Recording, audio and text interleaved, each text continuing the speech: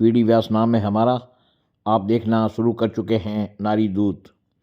आज बीकानेर पश्चिम के कांग्रेस प्रत्याशी डॉक्टर बीडी कल्ला का स्वागत व नागरिक अभिनंदन कोचरों के चौक में किया गया। इस मौके पर NSUI के राष्ट्रीय अध्यक्ष कन्हैया कुमार ने आमजन को संबोधित करते हुए कहा कि भारतीय जनता पार्टी की रीति नीति से हमें सावधान रहना होगा, क्योंकि वे हमेशा हमें धोखा देती है। भी जब पढ़ने के लिए जाते हैं तो 10 लाख रुपया फीस देते हैं और उसके बाद घर आकर के नौकरी का इंतजार करते हैं। जब हमारी और तुम्हारी समस्या एक है, जब हमारा और तुम्हारा संघर्ष एक है, जब हमारे और तुम्हारे जिंदगी की हकीकत एक है, तो क्यों राजनीति के चक्कर में समाज को बांट रहे हो दोस्त? क्यों राजनीति के चक्कर में कहते हो भाजपा की जय, और हकीकत यह है कि तुम विनोद अदानी की जय कर रहे हो। हकीकत यह है कि तुम गौतम अदानी की जय कर रहे हो।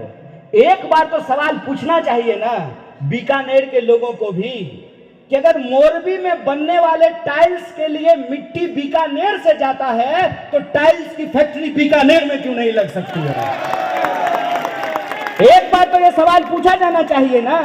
हम मुनाफा कमाएं, वो मेहनत करें, हम अनाज उगाएं, हम मुनाफा कमाएं, वो हीरा का काम करें, हम जड़ी का काम करें, हम ज्वेलरी बनाएं, हम मुनाफा कमाएं, वो एक बार तो पूछ लो अपने बाप दादा से, पीढ़ियों से जो काम कर रहे हो, तुम लोग तो नहीं पोर्ट खरीद पाए, तुम तो नहीं एयरपोर्ट खरीद पाए, वो कैसे खरीद लिए?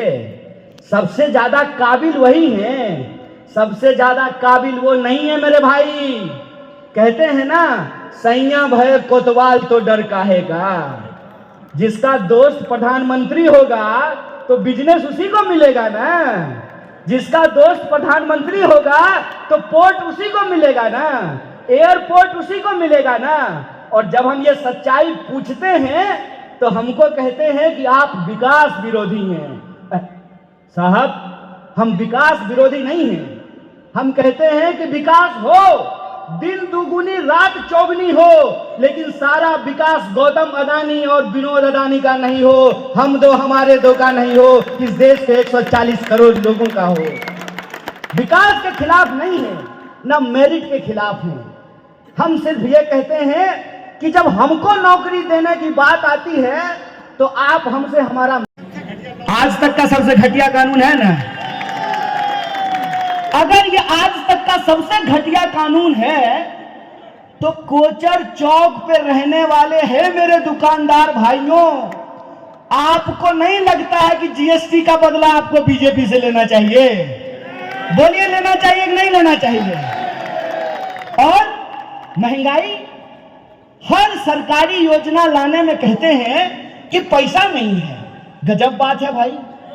किसी भी सरकारी चीज को करोड़ों की संपत्ति को कौड़ियों में बेच देते हैं और बेच करके कहते हैं कि चल नहीं रहा था। मतलब सरकारी स्कूल नहीं चल रहा है, सरकारी अस्पताल नहीं चल रहा है, और सरकारी रोड का तो पूछिए ही मत। कार खरीदिएगा, अब तो सब लोग यहाँ पढ़े लिखे समझदार लोग हैं। अरे कम से कम हमसे तो ज्यादा ही समझदार है ना, बीकानेर के लोग हैं आप लोग, हैं? कार खरीदते हैं आप तो आप रोड टैक्स देते हैं नहीं देते हैं? देते हैं ना, रोड टैक्स देते हैं। और यहाँ बीकानेर से अगर आपको जयपुर जाना पड़े तो कितना बार टोल टैक्स देना पड़ता है? क्यों क्यों देना पड़ेगा? पागल है। अब इस बात को समझिए कि या तो कार खरीदते वक्त आप हमसे रोड टैक्स लेना बंद कीजिए। अगर हम कार खरीद रहे हैं तो आप हमसे रोड टैक्स मत लीजिए, और अगर रोड टैक्स ले रहे हैं तो जब हम रोड पे जाते हैं तब वहां पे टैक्स लेना बंद कीजिए। इस खेल को हमको समझना पड़ेगा। कार खरीदिए तो इनको रोड टैक्स दीजिए, सब टैक्स दीजिए, और कार लेकर के जब पेट्रोल पंप पे जाइए, उसी पेट्रोल पंप पे जहां इनका हंसता हुआ नूरानी चेहरा रहता है, हंसता हुआ नूरानी चेहरा, उनके हंसते हुए नूरानी चेहरा को देखिए और फिर मीटर को देखिए। 100 रुपए लीटर, ठीक है। तो वो जो आप पेट्रोल ले रहे हैं उस पेट्रोल पे फिर टैक्स दीजिए, और वापस गाड़ी घुमा करके जब आप रोड पे जाएंगे तो वापस टोल टैक्स दीजिए। और टैक्स का तो और एक मजेदार धंधा शुरू हुआ है। कहते हैं कि अगर आपके पास फास्ट टैग नहीं है तो दुगना पैसा लेंगे। क्यों भाई, क्यों दुगना पैसा लेंगे? ये खेल हम सबको समझना पड़ेगा। घुमा फिरा करके आप हमसे टैक्स वसूलते हैं और बदले में आप हमको क्या देते हैं? सरकारी स्कूल में पढ़ाई नहीं होगी, सरकारी रोड पे चल नहीं सकते हैं, सरकारी अस्पताल में इलाज नहीं होगा, और कोई भी सरकारी सिस्टम काम नहीं करेगा।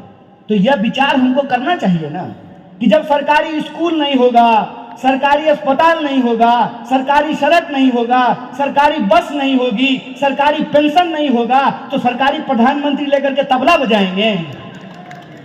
फिर सरकारी संसद क्यों होना चाहिए? सरकारी विधानसभा क्यों होना चाहिए? सरकार के मुलाजिमों को रहने के लिए, नेताओं को रहने के लिए 20,000 करोड़ का फ्लैट बनाने का क्या जरूरत है? यह खेल हमको समझना पड़ेगा। मैं आपके बीच जब यहां आज खड़ा हूं तो मैं किसी पार्टी की वकालत करने के लिए खड़ा नहीं हूं, इस बात को याद रखिएगा।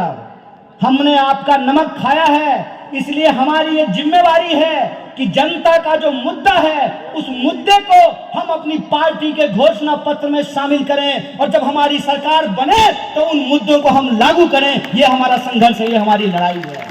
इसीलिए मैं आपसे कहना चाहता हूं कि इस बार राजस्थान में परिपाटी बदलना जरूरी है। साथियों, आपने जो भाषण सुना ये NSUI के राष्ट्रीय अध्यक्ष कन्हैया कुमार का जोशीला भाषण था।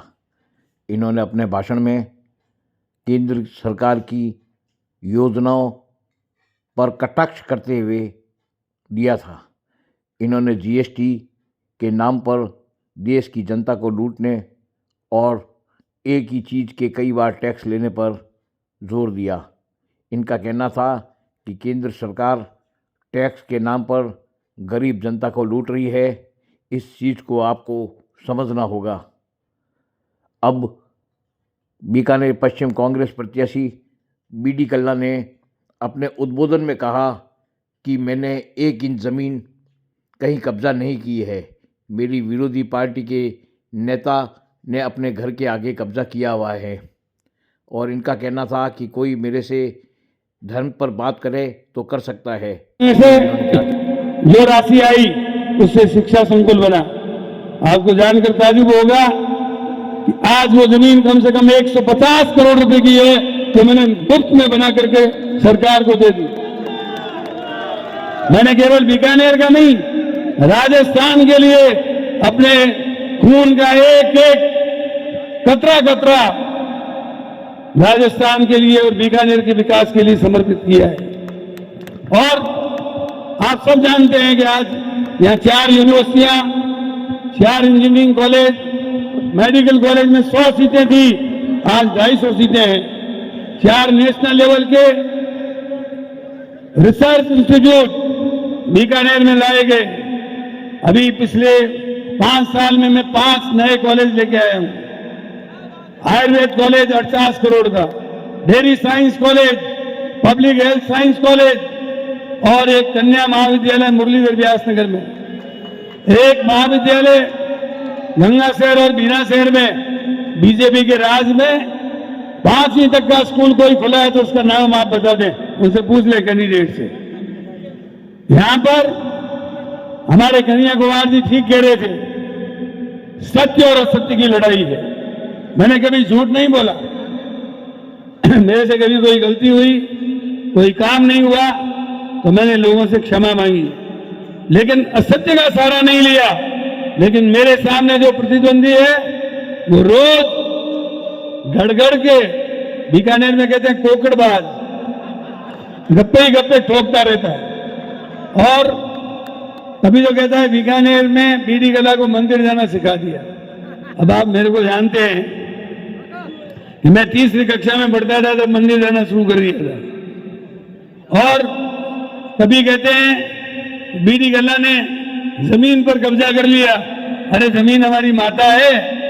पक्ष और विपक्ष के किसी भी माननीय सदस्य ने मेरे 43 साल के राजनीतिक जीवन में मेरे पे कोई आरोप नहीं लगाया। इनकी क्या मजाल है?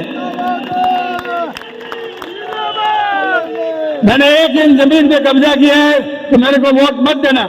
बीकानेर के लोग मुझे भी जानते हैं, उनको भी जानते हैं। उनके घर के आगे कब्जा किया है, उसको जाके देख लो। और मेरा कोई कब्जा बता दो, मैं राजनीति से संन्यास ले लूंगा।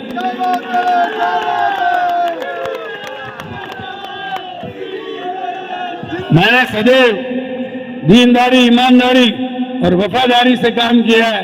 कभी इस चोले पे दाग नहीं लगने दिया।